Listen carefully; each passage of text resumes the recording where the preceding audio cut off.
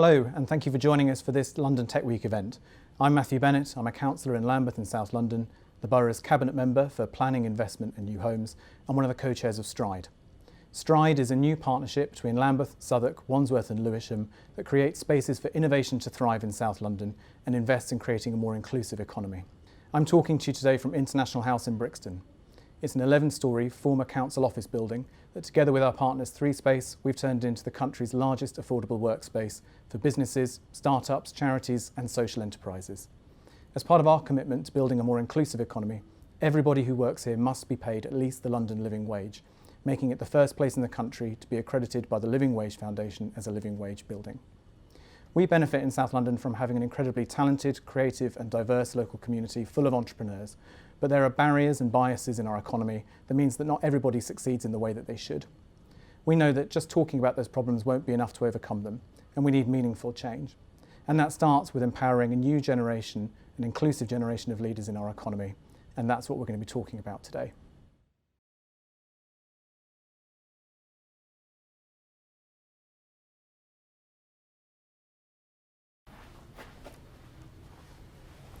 Hello. Hi there. How you doing? Hi, Becky. How you doing? I'm fine. Elbow. Yeah, sure. Hello. Nice to meet you. Ibrahim. Yeah, Guap. okay. You're wearing guap on your top, but I it's know. not that guap. Yeah, that guap. I run a business called Guap, which is Okay. like a youth-based magazine and platform Okay. that's dedicated to discovering, showcasing, but also like nurturing emerging creatives Okay. from diverse backgrounds. I'm currently in college. Going to In college? Yeah. Wow. What? Everyone says that. Like I don't look like I'm. College. That's so young. You have so much to do. What's your name? I'm Leah. Okay, And what's your name? I'm Chijoke. I was actually working in regeneration up until last week, but I resigned from my job to focus more on my entrepreneurial passions. Cool. And what about yourself, Leah? What do you do? So I work at I2 Media Research, and we're a really small spin-out company based at Goldsmiths University. My name is Abstract Benner. I'm a spoken word artist. I'm Charlotte Slingsby. I'm an entrepreneur. My name is IB and I'm the founder of Zootown Tasks. We aim to upskill young people for our EdTech courses and help them kickstart their careers. My name is Becky. I am the UK apprentice lead at Microsoft. And what that means is that I work alongside our business, creating strategies to deploy apprentices into our business. So we've asked a handful of young people questions around diversity and inclusion, young people from the Eric Festival community. And we're going to dive into those questions and see what their thoughts are. Cool. Do you want to take one? Okay. So this is a quote and it says, That companies' senior teams are all white males. Well, it's true.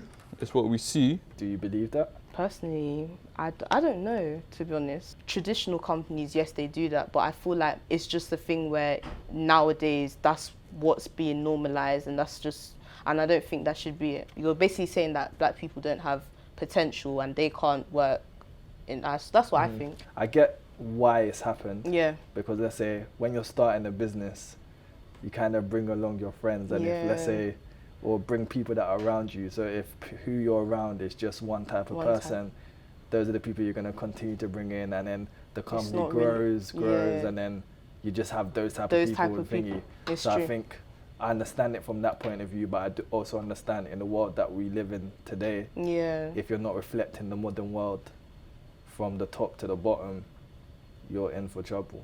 I talk a certain way, I look a certain way, I move with a certain energy that represents the community that I was raised in. And so being in that kind of environment, sometimes I feel like I have to dilute my authentic self to assimilate in a certain way. I feel like on the flip side, being a white male in that environment, I would assume they would feel like they also have to kind of dilute how they are in interactions, because there's this image of them that people have. When I heard you reading that statement out, I kind of almost automatically reflected into my networks. I don't feel that, I don't see it. And maybe that's just because where I am in my life and what I do.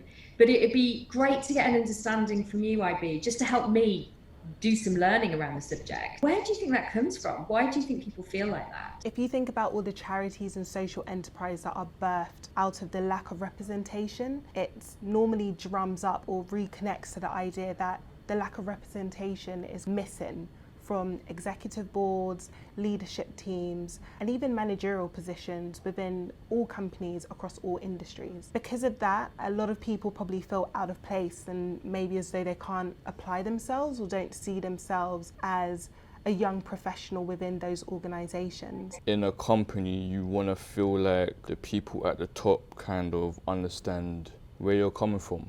I think it really starts by speaking with people within your organisation. I think it's very easy for companies who are in, a position of authority to do. I think we all as people know how to do, but to actually speak and listen are, key steps that can really change the way you impact people's lives. You just said, if you don't see it, it's probably because it's a norm, and it's okay, but it's also good to step outside of that. But I don't think perhaps we do enough of that listening, but it also makes me reflect on just what we should be doing as employers to help drive that connection so people see role models in many different positions across businesses. Okay, well, I'm 26. Yeah. And there's like a couple people around my age, even younger, Yeah. a little bit older, who have like somewhat become CEOs of their own thing. Is that, or would you see them as CEOs the same way? I personally would see them as CEOs because I don't think age should determine what you can be. Like, there's people who are younger that are doing more better than people who are way older. Like, becoming a CEO at 26, you should be respected the same way as like someone who's 60-year-old that is a senior. If I walk into a room and it's all men, it does change how I behave. I don't necessarily feel as comfortable. I don't necessarily feel as free to sort of share my ideas. As a psychologist, something that I think about quite a lot is stereotype threat, which is the phenomena where you are kind of more aware of what your stereotype is, and that then influences how you behave. Sure. So as a woman, if I think that I should be kind of, submissive and quiet and like listen to men and kind of nod along, if I'm aware of that, I might find myself doing it, and it's difficult to kind of challenge the status quo, I suppose. How do you feel? What I saw with this in terms of companies and senior teams not necessarily representing someone that looked like me, I kind of took it upon myself to just create that role. I started a company and it's in the space of cybersecurity, which we know is very male dominated. You would walk into these spaces, into these conferences, and it was literally those sea of like blue, white colors. And I guess in not seeing myself in that space, I was like, okay, well, I will stand out. And yes, it can feel a little uncomfortable and you feel like you have to compensate and like prove that you understand what is going on and that you are entitled to be there. So next question, let's do it. Okay, that's all one. There are so many companies who see it as a tick box exercise. Ooh, what do you think? I guess what people are saying through they don't like a tick box exercise is that people are kind of paying lip service to it, essentially. Yeah. I guess it's a bit of a catch-22 as well, because companies can say they're doing diversity and inclusion exercises, but really and truly, what are they actually doing? Does it lead to kind of tangible, practical change, or is it just for show? Yeah. Like, do you know where I think maybe that comes from? And that's not to sort of, it's not to say that companies can get out of it this way, but I think that part of the issue is that it has maybe been a tick box exercise. Like if you think about, I think a lot of the time people think of diversity inclusion forms that they have to kind of fill in, but unfortunately that's something that's kind of like proliferated and has kind of perhaps seeped into the culture, which is obviously not good.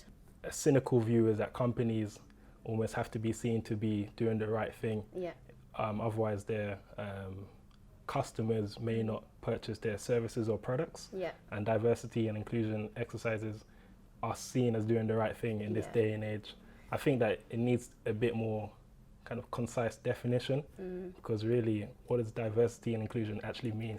I think it's not just a case of, you know, making your workplace more diverse. It's about, you know, and it's certainly not about having a diverse team and then kind of shouting about it. It is about making sure that if you do have a diverse team, that they are then supported to succeed. So it's not just about going, hey, we've done that and now we can forget all about it. The starting point is recognizing it and then talking about it, but you've got to make sure that you move into action. You can't just stick in talking about it. When companies talk about it, and they're referring to diversity and inclusion, they talk about it like it's a big trend and they big themselves up for it. Diversity shouldn't be a trend. Yeah. Like the world is diverse, so like Exactly, businesses so need why to reflect that kind of thing. There's a part of me that thinks, you know what, I'd rather them do it and it look like a trend than not at all. Yeah. Because we're in the worst position if it's not at all. At least if it looks like a trend, you can say things are starting to change. There seems to be some kind of pattern here that we can follow through with. When, the unfortunate events happened in America with George Floyd, we saw a lot of companies making statements. I think what is more valuable is demonstrating the change that has taken place. And I think that moment for me, so from a personal perspective, took me to places that I never expected to go to when we went through the George Floyd moment. And it was difficult, right? And it felt really hard.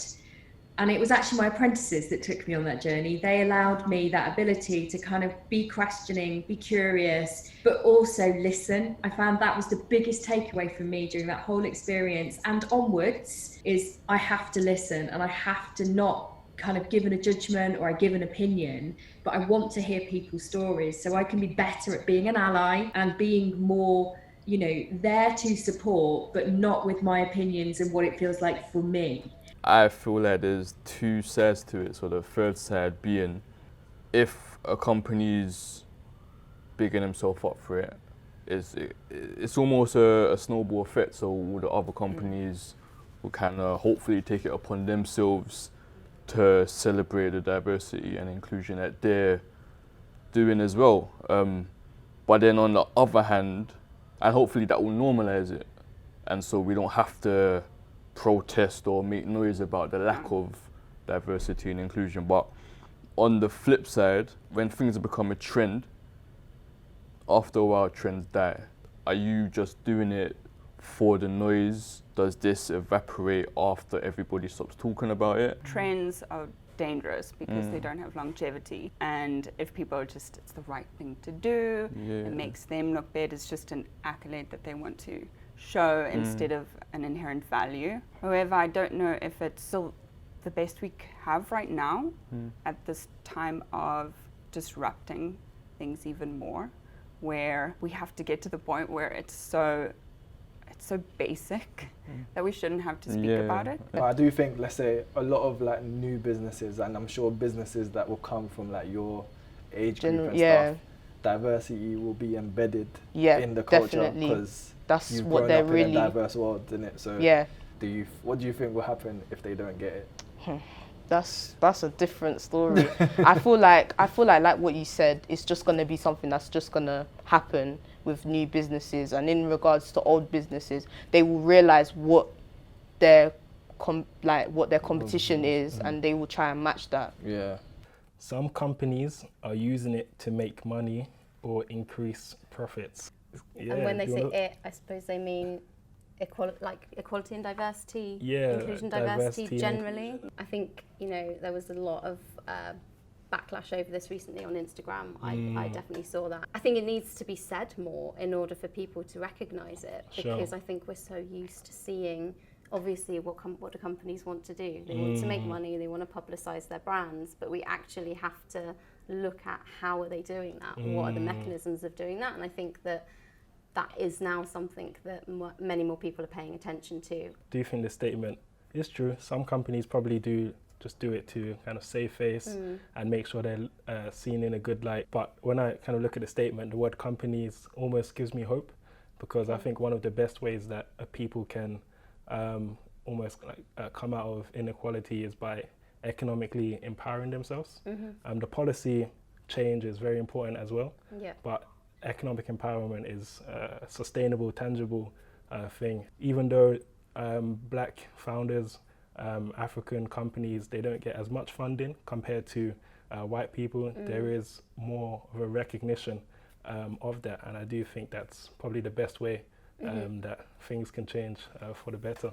Yeah, definitely. I think if the purpose is around empowerment and helping people to, you know, perhaps get where they want to be in their careers, I suppose where it's definitely problematic is where companies, like I think Nike were really criticised, weren't they, because they were using like a lot of black athletes in their campaigns, but then actually if you look higher up the chain in terms of their management and in terms of people in senior positions, they were broadly like white and male. So sure. I guess that's the thing that I think, you know, companies need to be way more mindful of. And I think it kind of comes back to my earlier point around, sure, we might be recruiting more diversely, but where are we recruiting? And if those people are in entry-level positions, we need to make sure that we're putting the steps in place so that they can progress and that they see role models and they see peers doing well.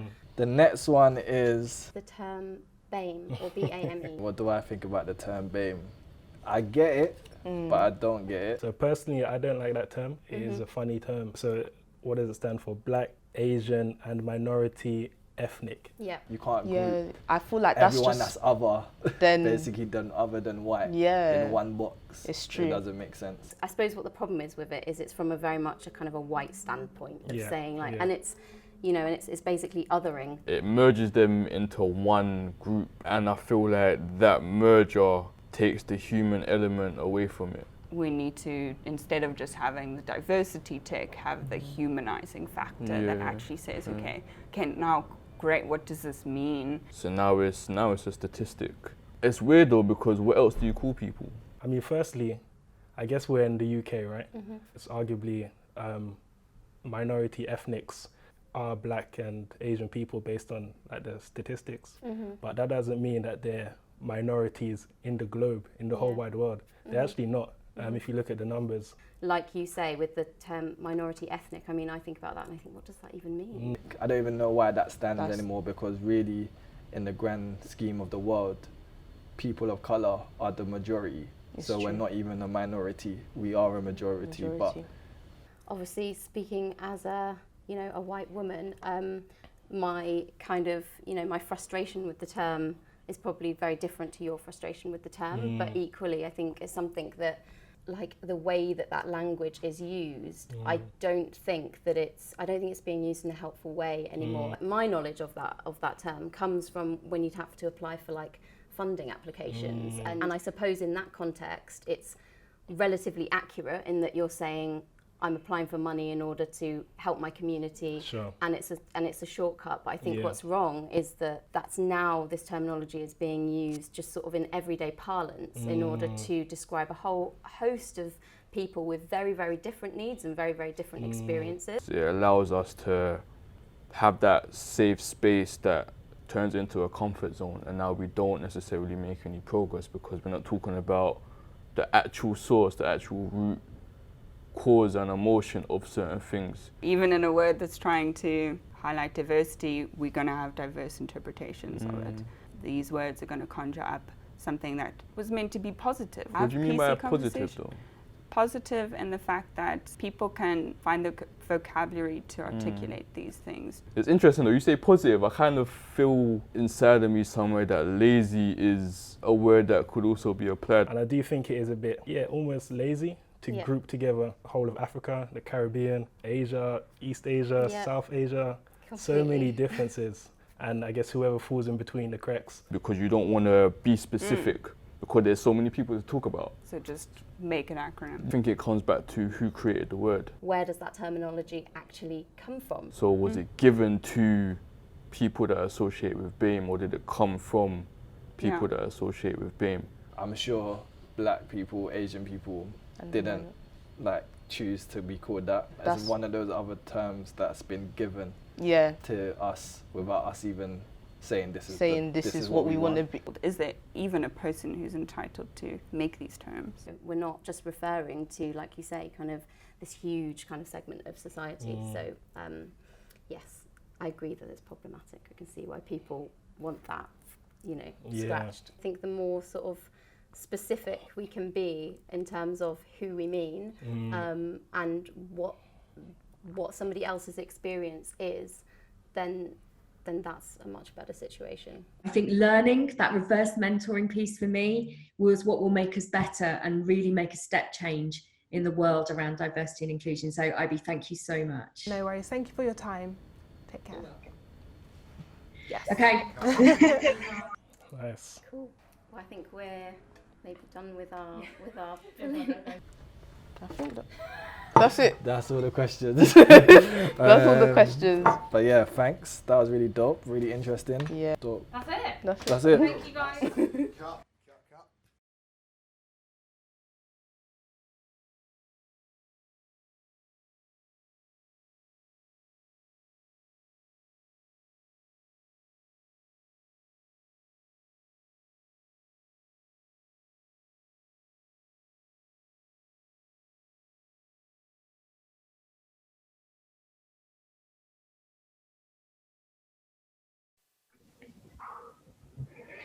Hi, and thank you all for joining today's session. I'm sure that you would have realised that today's session is actually an important topic that many organisations are still discussing today. Thankfully, our session was brought to you by Stride. Stride is a great organisation that is working with amazing boroughs, including Lambeth, Wandsworth, Southwark and Lewisham, to really encourage innovation and the growth of collaboration across all creative and tech communities. So we have an amazing panelist that took part in today's conversation, and that includes myself. My name is Ivy. I'm the founder of Zootown Tasks. Our company aims to do three important things: corporate research and development, recruitment and upskilling of young people from underrepresented backgrounds. And then we have Jijoke, who is a tech entrepreneur. We have Angel, who is a YouTube content creator and one of the youngest panelists that we have here today. And we have Benna, who is an amazing spoken word poet. Some of our really crucial and amazing business leaders that we had incorporated in our conversation are also here today. We had Charlotte, who is the founder of a cybersecurity startup called Nettleton. We have Leah, who is an innovation lead at i2 Media Research. We have Ibrahim, who's a co-founder of a great magazine called Go Up. It's a video-based magazine, and it's there for young people celebrating underrepresented creatives. And finally, we have Rebecca Plant, who is the UK apprentice lead from Microsoft. So without further ado, we're going to jump into some of the buzzing questions that you all have posted to kind of help us understand this topic a bit more. So the first question that we have here, thank you so much for posting them in, is how do we really overcome the lack of diversity in a genuine way? I love the fact that they've used the word genuine, because during this climate, it could seem as though it's very, it's a commercialized opportunity for many organizations, but what does genuine look like? So I would like to ask Ibrahim to please answer your question and share your thoughts. Straight in. The best way. How do I think they can tackle it genuinely? I think it kind of has to be in the root of the business. I think for me to see it as genuine, it kind of has to be in what they started with, not just something that just come about. So we have to see that kind of stuff in the talent they work with, in the staff they hire, the people in the top positions, et cetera, et cetera. It has to travel through from the bottom to the top. And I don't think if they're just trying to do that now, I don't think it can be as genuine as if you started with it. That's my honest opinion. Yeah, I can definitely understand your point of view, because historically many companies haven't incorporated this, new strategy to increase representation throughout the organization, not just from early career, but all the way up to executive and lead board members. But the great thing is they do have an opportunity to incorporate it now, so they all move forward. So I'd like to, push this question to Leah as well to hear your thoughts. Yeah, thank you. Hi, everyone. I think I would add to that and say that for things to be genuine, I think that people need to be able to challenge.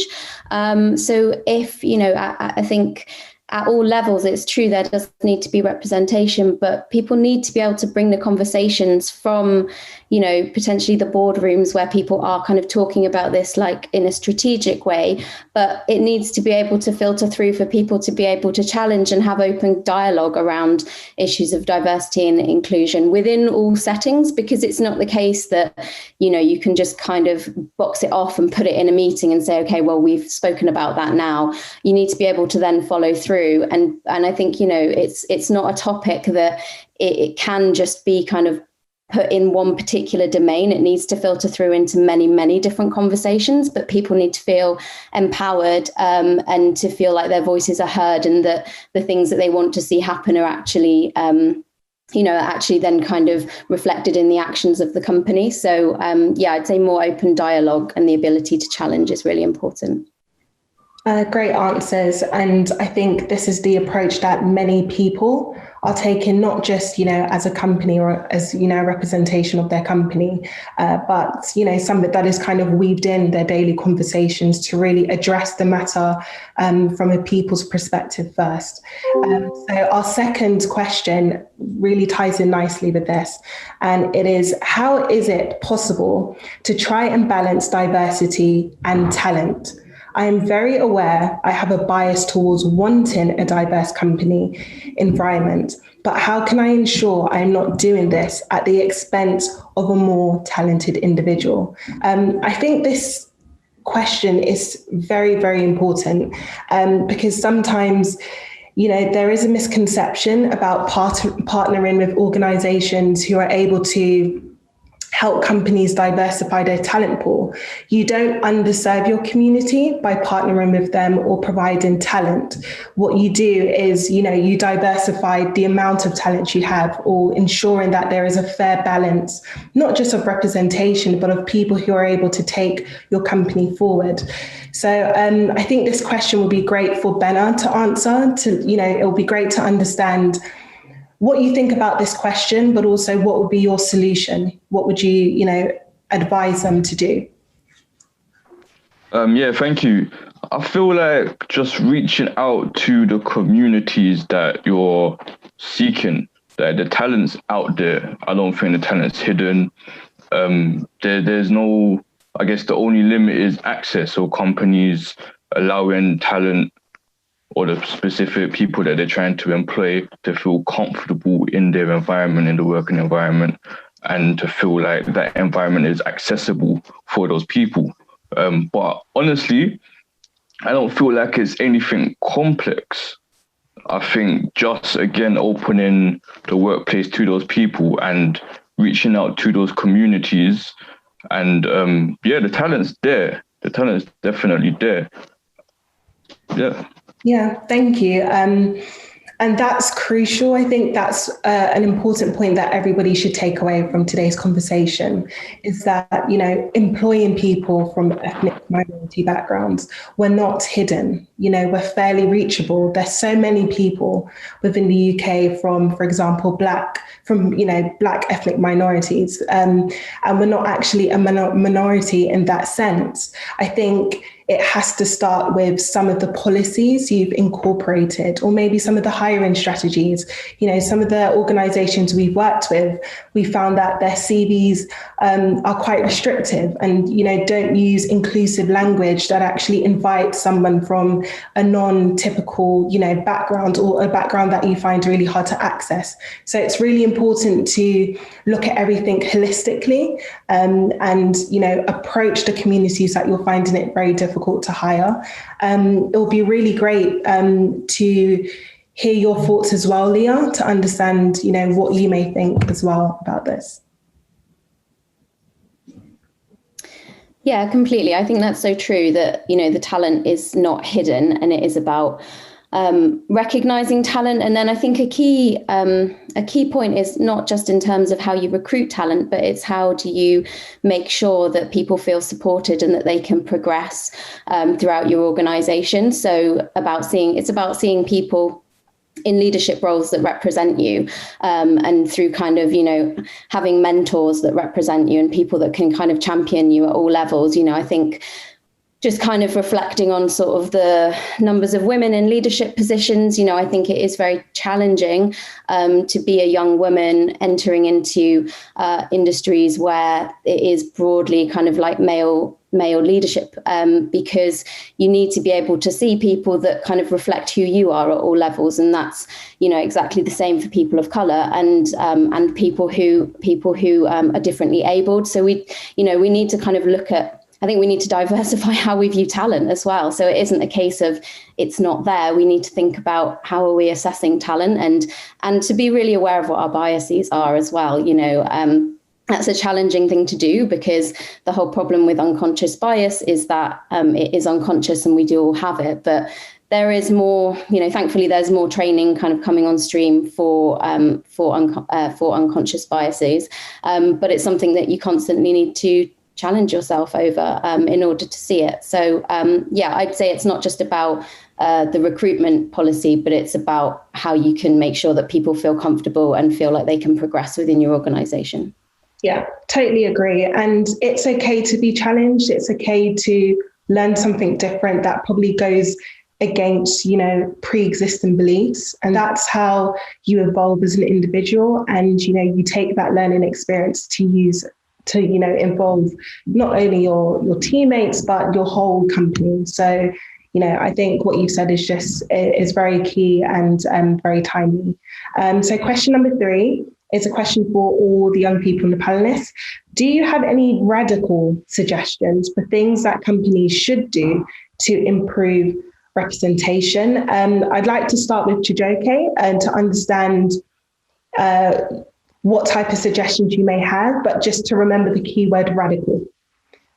I'll try to be as radical as I can. I guess one of the most, you could say, controversial / radical things a company can do is positive discrimination. So we see that there aren't a lot of Black people in senior management roles within companies. Take the venture capital industry, for example. Out of around 1,700 VCs in the UK, only 1% of them are senior. Only 1% of them are Black senior VCs. So a radical suggestion could be having quotas, allowing Black people to fill out some of these senior roles, because until that happens, I don't think we'll see tangible change within the corporate sector in the UK. Yeah, totally agree. And that's a question for every company watching this, to go back to your executive board and ask, how many Black women, how many Black men, how many Asian women, how many Asian men do we have on our executive boards? And you'll realize quickly what work you need to do. I think the conversation is important, but the change will show how committed you are to the cause. So really love what you said. Angel, it would be great to know what you think, especially being the youngest on the panel. What radical suggestions do you have?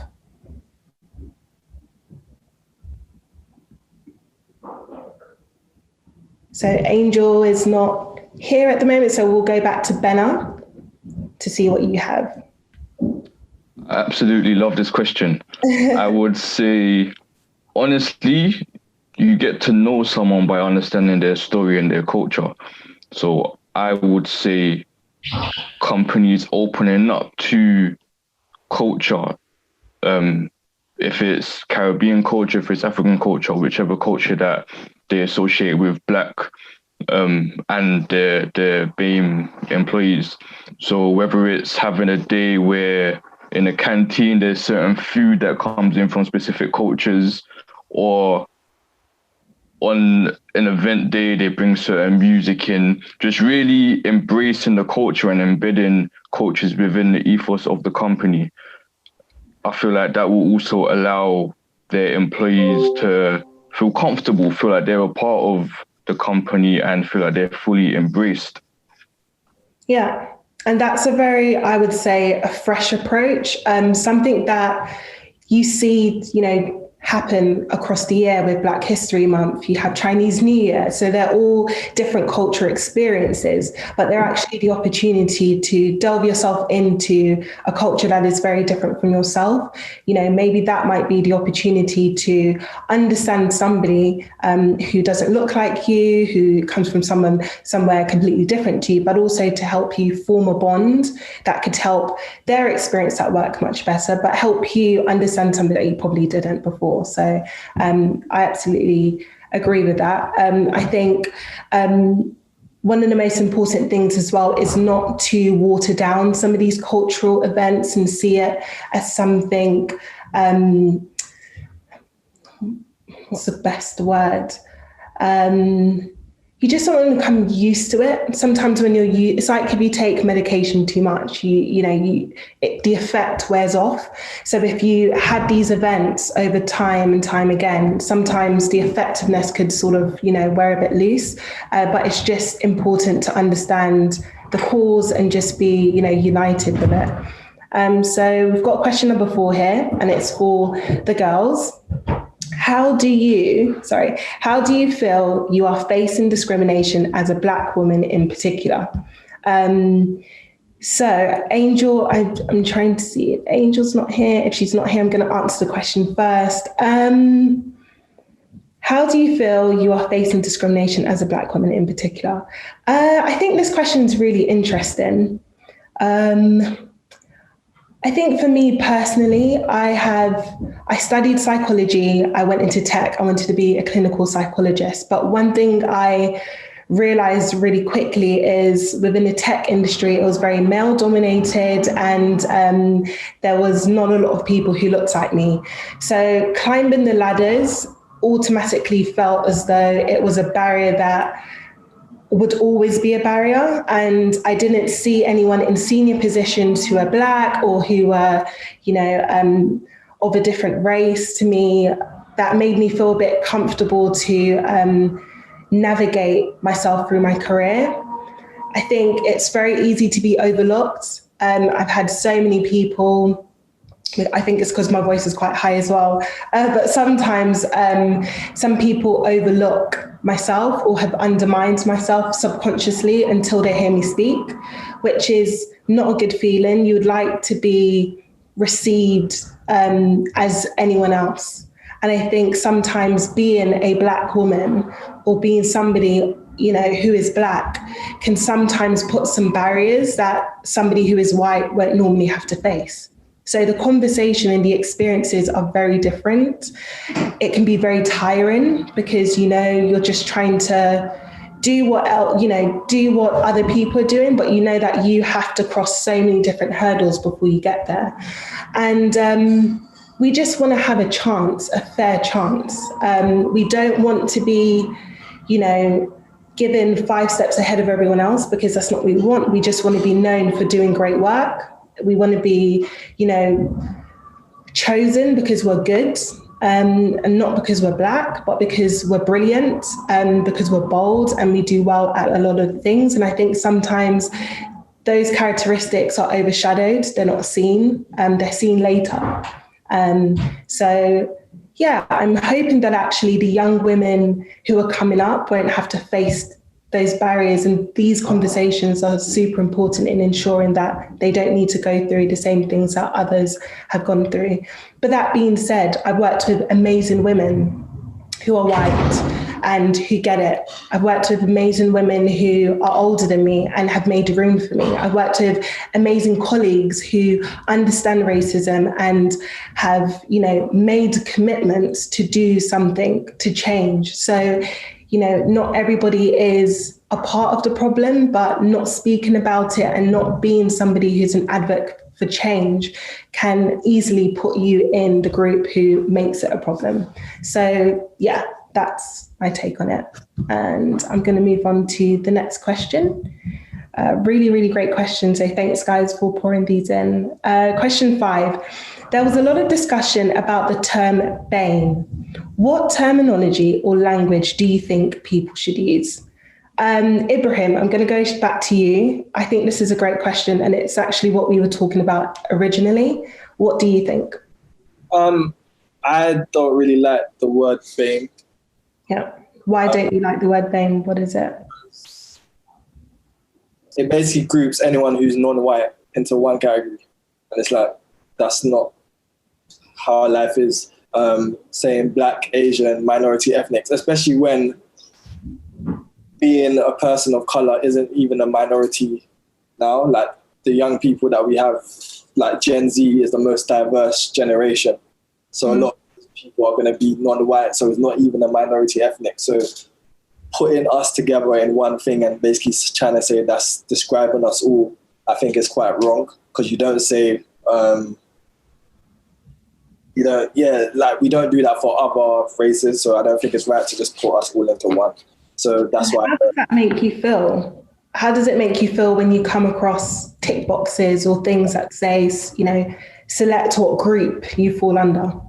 If I'm being honest, it doesn't make me feel anything. It just makes me think you haven't really done, like you're not describing us in the right way, to be honest. I just think if you use the word BAME to describe people, you probably don't know what, you're just kind of going with trends right now and just say what you've heard, but because if you really break down what you're saying, it doesn't even make sense. So yeah, it just shows me that you haven't done your research if you use the term BAME.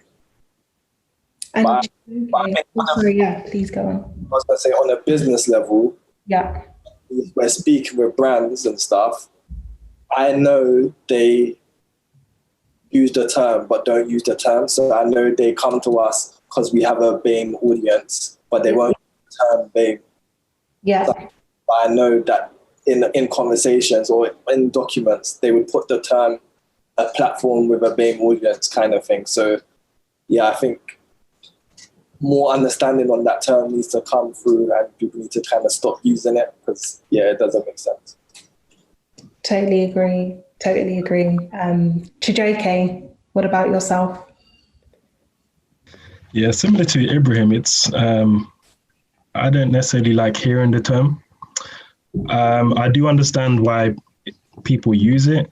I guess you could say it's quote unquote easier, but at the same time, it's lazy to group, say the whole African continent, the Caribbean, that's at least 100 countries, Asia, I think it's quite lazy. And when you think globally, colored people are not the minority, so it doesn't actually make sense. I think brands and companies, local governments, they need to appreciate that it will take more work to differentiate between people who are classed as BAME. Although it will take more work, the policies and solutions which are created will be a lot more beneficial and effective, in my opinion. So I think it's work worth doing. Please go ahead. The platform is here for that. Things like saying I'm white, people say I'm white. People like say, oh yeah, I'm black, people say that. None of us go around saying, oh yeah, I'm BAME. Yeah. No one says that. That's not a name we came up with. We didn't come up with the phrase BAME. We didn't choose to be categorized as that, but we're being categorized as that. It's like being a human and then people just calling you monkey, but you didn't choose to be called monkey. You chose to be, you know what I'm saying? So yeah, we didn't put that on us, so it shouldn't be forced upon us. We identify as our individual ethnics, so we should be identified as that when being spoken to or spoken about, I think. Yeah, and just to add to that as well, for any organization who is looking at your stats, it's great that you have data because I'm sure you're able to find out, what's the best way to tackle the solutions or the challenges, that you have at work. But it would be very difficult to apply the same solution to a problem that is very complex.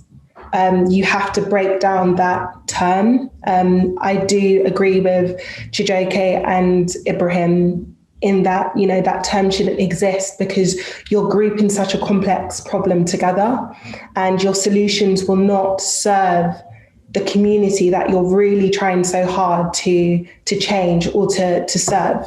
So I think it's a wider piece, but you can start by looking at everybody as individuals. I think it's be very simple. I how Benna always says that things are complicated, but, you know, we can simplify things. So let's just look at who we're working with, who is missing from our groups, and start offering solutions that serve them as individuals rather than grouping everyone together and, you know, shooting out something that you probably think will work, but then you'll realize down the line that it wasn't purposeful and you would have spent so much money doing something with great intentions, but your return on your investment would have been very low. So that's just a suggestion.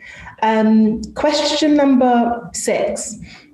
From a middle-aged white straight man, what advice do you have for people in my position who are beyond keen to be positive allies without taking over or leading from the position of an outsider?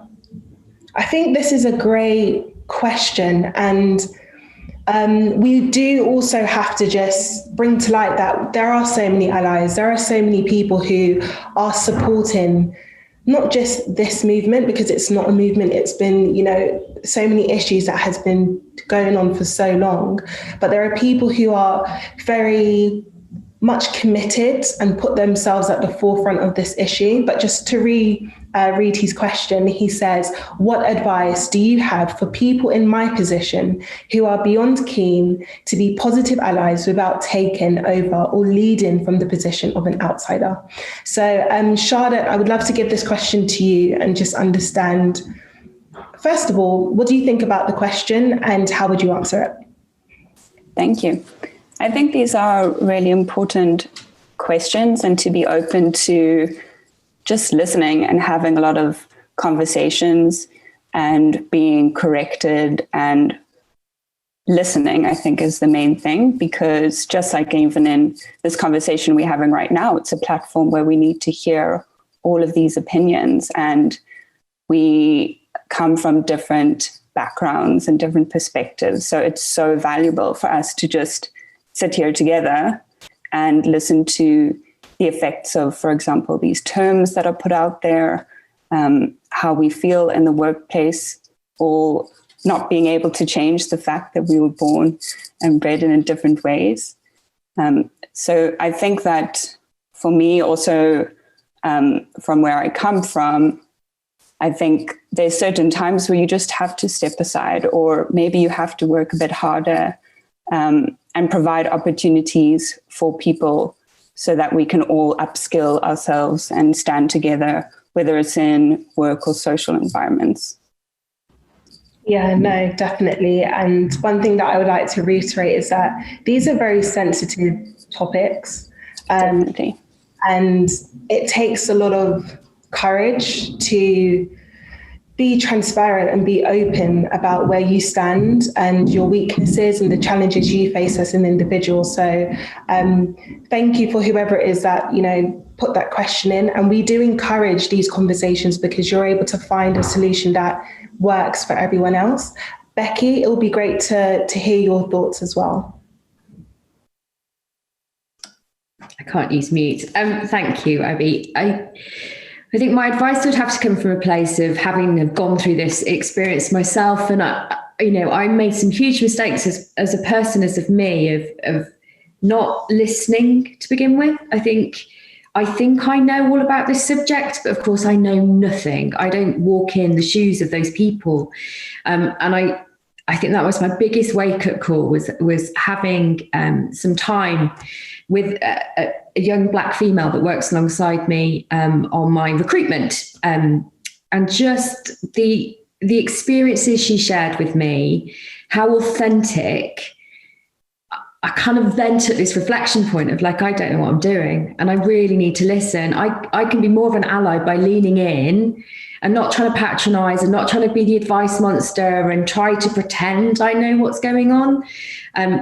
I've learned myself that to be the best ally is about listening and not trying to fix the solutions, because that's how I perceive it through my white eyes. That for me was all about, listen, I've got to lean in, learn, be authentic about it, and not try to think that I know everything, and be comfortable that you're going to make mistakes at times. You know, it's so uncomfortable. It's so uncomfortable. That's a great place to be. I think you can learn so much from there, but I think it's just about admitting that you don't know it. You don't walk in those shoes. So how can you learn more about that experience for young Black people or Asian people?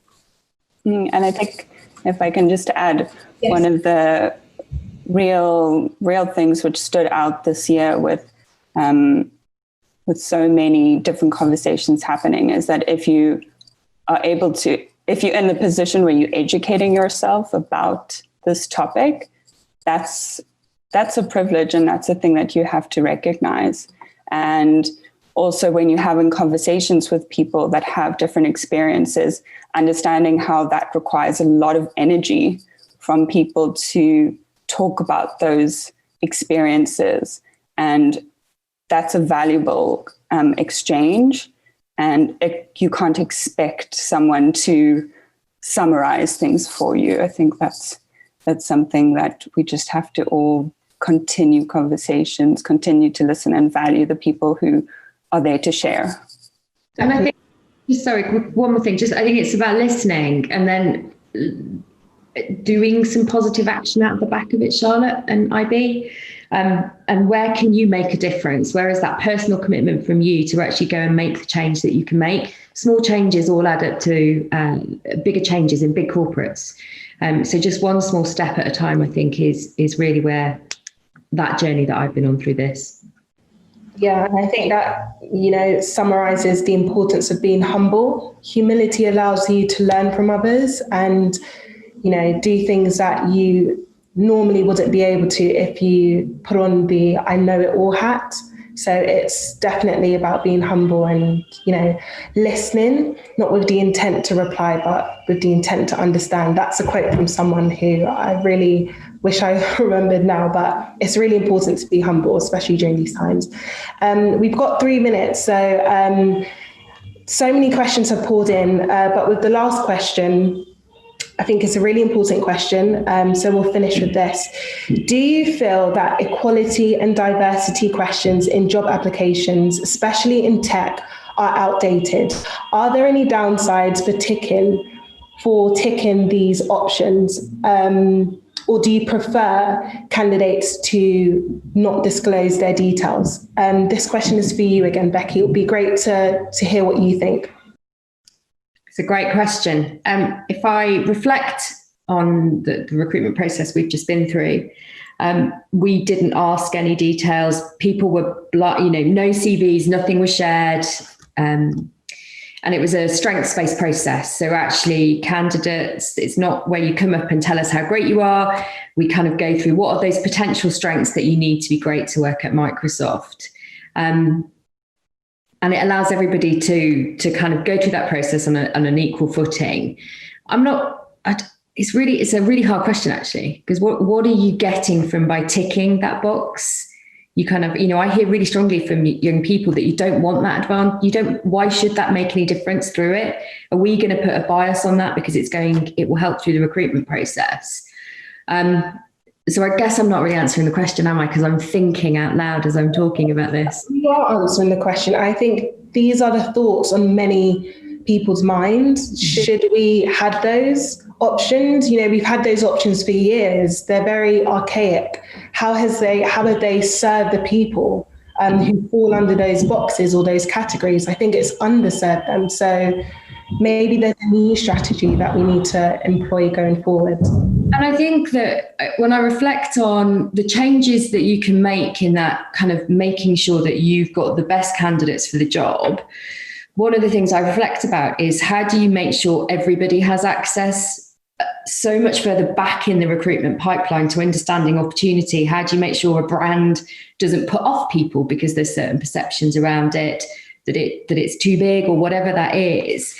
I'm more inclined to make sure that you get people aware of the opportunity, what the brand can offer, what the jobs look like, and everybody comes through as one. Why put those barriers up to distinguish if there is it doesn't benefit anybody, but it's more about opportunity and choice for me.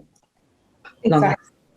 And I think it's also important to recognize that some of the technology used behind these, applications have for some reason, you know, some sort of bias as well, that works against the whole idea of diversifying an organization. Organizations need to be very careful, very selective, and responsibly employ technology that actually works towards, you know, meeting their goals. So if you're using AI, for example, to eliminate a bias, it's impossible when actually the same issues you're facing or you faced in 2010 are the same issues you're facing in 2020. So thank you for that. And thank you so much for everyone who's joined today. We've had so many questions, but unfortunately we're short for time. We've got a few minutes actually. So that being said, we do have one really important question that I think will be great for everyone within 10 seconds, if you can, to give an answer. So aside from numbers at senior executive level, what measurable characteristics make for effective diversity and inclusion in a company? So if we could answer those questions, I would like to ask Leah to answer first. That's a really hard question. Was the question, aside from numbers, what yes, aside from numbers at senior executive level, what measurable characteristics make for effective diversity and inclusion in a company? I suppose you could think about it from, we don't typically sort of, it's a more difficult thing to measure, but you could measure sort of employee satisfaction, I suppose, and kind of happiness with the culture. But I also feel like in a way that's not necessarily a satisfactory answer. I think the reason that numbers of like diversity numbers at senior board level are important is because they are still really important because we're not seeing them. So I would kind of just keep going with Chijoke's point initially, which was around, you know, how can you be more radical? And I think that by, you know, to use the word positive discrimination, to, you know, think about what your quotas are, I do think that it is a helpful suggestion because, you know, as white people, we've been privileged for the whole time. So it's not as if we're coming from a position where it's been fair to begin with. It hasn't been fair. And so that's why I think it is an important, it's an important measure. So yeah, that's my answer. Thank you so much. And thank you so much for being honest as well. No, thank you. And Chijoke, coming on to you next, what do you think? Yeah, it's a really tough question to answer. I think I'd rather look at the question from a slightly different perspective and say, how many Black founders are we creating as a nation?